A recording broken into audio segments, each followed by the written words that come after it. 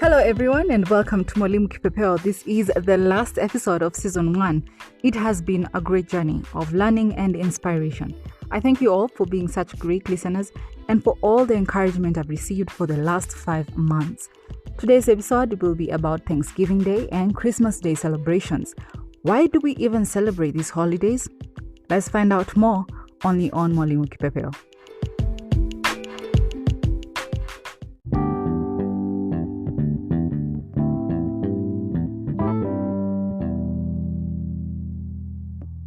Our guest today is a man I really respect. I met him when I was 16 years old during a youth workshop in church. We immediately became close friends, and I have seen his growth in the ministry over the years. I love his way of thinking and passing information to people of all ages, and it would be a mistake to not have him on our platform. Ladies and gentlemen, please karibisha Pastor Goi Odera. Hi, Pastor Goi. It's so nice to have you join us today. Briefly introduce yourself to our listeners. Hi, my name is Goi Odera, and I am a pastor and leadership coach. I serve at the Nairobi Chapel, and I've served there for for a number of years. And it's been a pleasure and honor working with people from different walks of life through their seasons in life, the ups, downs, the good, the bad, the ugly. It's a joy to shepherd people through the seasons of life. And that's what I've been doing for a couple of years now. Thanksgiving and Christmas is celebrated in many parts of the world. They are, however, considered as pagan holidays. But why do we as Christians celebrate the holiday even when it's not the actual date of Christ's birth? Whereas Thanksgiving and Christmas are celebrated all over the world, allow me just to disabuse the thing. What I do know, I'm not an expert, is that Thanksgiving is uniquely an American and I think a Canadian holiday celebration. And there's actually controversy around how that came about, how they came to celebrate Thanksgiving. But between the settlers in North America that came from Europe and the Native Americans there. So I don't want to go into the history on that, but nevertheless, traditionally, North American, and when I say North America, I mean what I know is Canada and the US, celebrate Thanksgiving as a way of being grateful for the things that have happened in their life through the year. And that's what Thanksgiving is about. It's just a day for gratitude and thanks. Ideally, this is when families come together from all over. And it's a big thing in that part of the world where they all come together and families different. It's not a religious what's this holiday. It's a general holiday, so people from all walks of life, all faith persuasions or non-faith persuasions, actually meet as families, and so it's a big time of celebration. Whereas Christmas is uniquely a Christian holiday. Initially was a pagan holiday that people used to do that, but history stories go that Christians back in the day chose to celebrate the birth of Jesus Christ at a time and a season in in the northern hemisphere in Europe, and say, you know what, because people are having all these celebrations, why don't we also use this festive time to also celebrate the birth of Jesus Christ? So they pick a date. We don't know the exact date that Jesus was born. We just know a time um, of year, so to speak. Actually, we don't even know the time of year, but we know Jesus was born at a particular period. We can estimate between 5 to 10 year period, maybe between 6 BCE to 1 AD, somewhere there. Nevertheless, it is to commemorate that. And why do we commemorate the birth of Jesus Christ? Why is it a celebratory time? We commemorate the birth of Jesus Christ because it's important. This is God's direct intervention in bringing hope and correcting a wrong. Bringing hope in the sense that God is now reuniting creation back to himself. The wrong was the fall of the sin of Adam and Eve. The initial sin of their disobedience to God separated we, the children of Adam and Eve. Um, and our innate nature uh, is within the DNA of our original parents, Adam and Eve, which was to rebel against God's will. And so Jesus was to come and reconcile us back to that. And so we're celebrating God's gesture of sending his son to be part and parcel of our lives. That is what Christmas is. And we celebrate hope.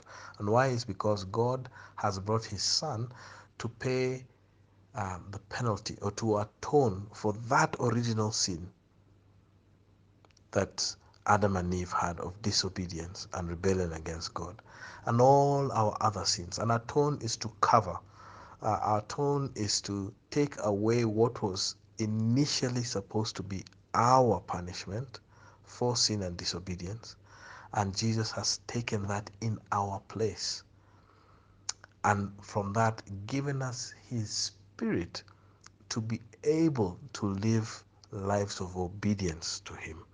So that is what we're celebrating.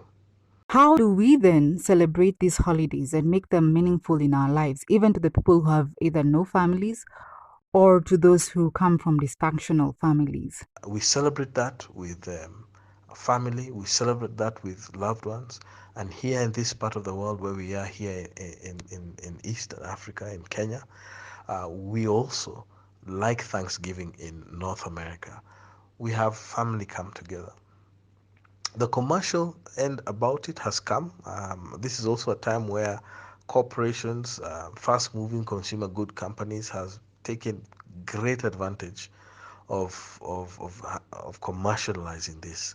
And so people also buy gifts, and when people buy gifts and exchange gifts at Christmas time, um, the commercial end of it has also taken great strides into it. And so you could wonder, are we celebrating the buying of gifts, or are we celebrating the birth of Jesus? But primarily what we're doing is celebrating Jesus' birth, Jesus our Savior. And that is why Christians celebrate that all over the world. I think I've covered that. Okay, tell us about the power of gratitude. This, I'm sure, should not be a one day affair. How and why should we keep that active in our daily lives? I think when you say the word gratitude, gratitude is not just saying thanks, which is part of it. Thanks is vocalizing what is, you know, internally. So when somebody does something good to you, or something does something exceptional to you, you say thank you for that. And so um, gratitude is more than just saying thanks. I think gratitude is an attitude. Gratitude is also a posture of your heart and your mind. And gratitude is also a lifestyle. And so you are grateful for what has happened to you, and not necessarily because somebody has done something, but it could even be a reality. Something has come to pass. It could be as simple as being or having good health, and so you have gratitude to God. It could be even as simple as just having good friendships and good friends, right? And that also is something you can be grateful for. So, gratitude is a posture of the heart. Gratitude is being able to say thank you without even articulating it. It's more an action than a verbal thing. Um, uh, and we are called to always be grateful, always giving thanks. The Bible tells us in 1 Thessalonians 5:18, in everything give thanks. So it's part of parcel of what I'm calling an obedient posture to God. But also it's also a victorious posture. A victorious posture in that many times we complain. We look at the bad in things. And I'm not saying it's bad to look at the bads, but we are pessimistic and cynical. Um, but we need to look at the victory in gratitude and the place, the things that are working out for us.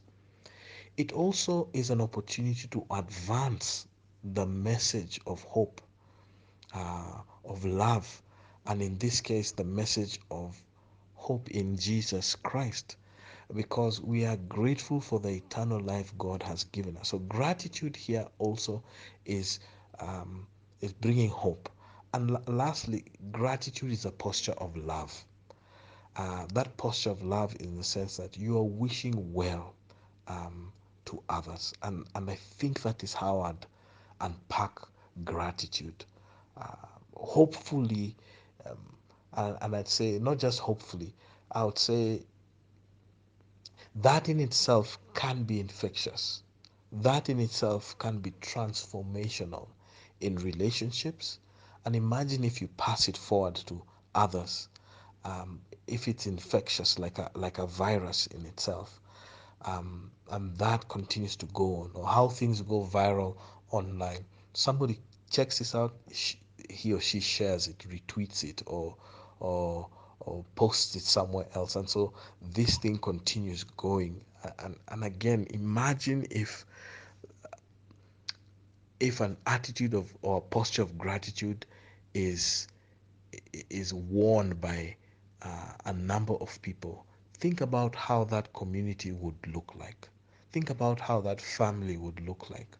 Think about how that organization would look like. Heck, think about what that country would look like if a good number of people have a heart of gratitude. Finally, Pastor Goy, please give us your parting shot about whatever we have discussed today. What is that one thing that you'd like our listeners to remember when they listen to this podcast over and over again, or when they think about it? What is that one thing that you want them to remember? The holidays are an opportunity for us to reflect. The holidays are also an opportunity for us to celebrate. But I also think the holidays are an opportunity for us to to be outward looking, and not just during the holidays, but outward looking as much as we can. So I'd start with the holidays and an opportunity to reflect. Reflect on the year that has passed for us, who God has been to us, who He are, who we have become. It's an opportunity for us to reflect on the highs and the lows of the past year, but also it is an opportunity for us to project on what is going on in the year to come, the next calendar year in itself. So that is the place that see it to be. It's also a place to celebrate, and celebrating is good. I just think it should be done in moderation, because some of us can overdo it. We can overeat, overindulge, overconsume, overspend. But celebrating in moderation, we celebrate life, we celebrate family, we celebrate love, but most of all, celebrate the birth of Jesus Christ, because it is Jesus Christ that brought and brings hope, hope to hopeless situations, because God made him, Jesus Christ, who had no sin, to become sin, that we all might become the righteousness of God. And lastly, I think um, it is also a time to think outward. And when it's outward, in the sense that God made a very, gave us a good lesson on what it means to give. God gave his one and only Son to us. That was a big gesture. Jesus even went on and lived it out. He says, the Son of Man does not come to be served, but to serve and to give his life as a ransom for many. I actually believe that that is one of the key things that why Jesus is such a transforming iconoclast of our character in human history. I'm not sure there's any other individual who has captured the imagination of humanity like Jesus Christ because of this one thing, the life of service. He served and he modeled what a life of service is, the outward thing, the giving thing. He gave life, he gave hope, he healed people, he gave his all. Imagine you doing this, giving just 10% of yourself to others, your time, your resources, whatever you have, but also giving your presence. And so I actually think that celebration should be these things: reflecting, celebrating, and enjoying what we have, but also being a blessing to many others, not just during the holidays, but throughout the year. That's my parting shot. I wish you all who are listening to this podcast a God-filled Merry Christmas and a blessed and prosperous 2022. God bless you.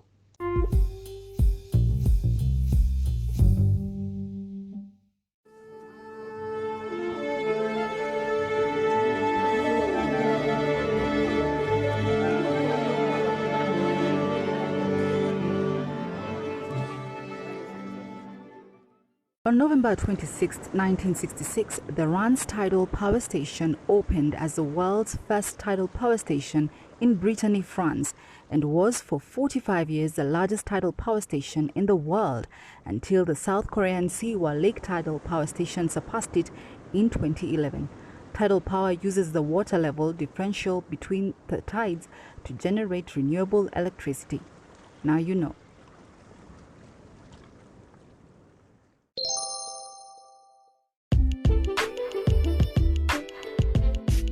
We have come to the very end of a wonderful episode and a great season 1.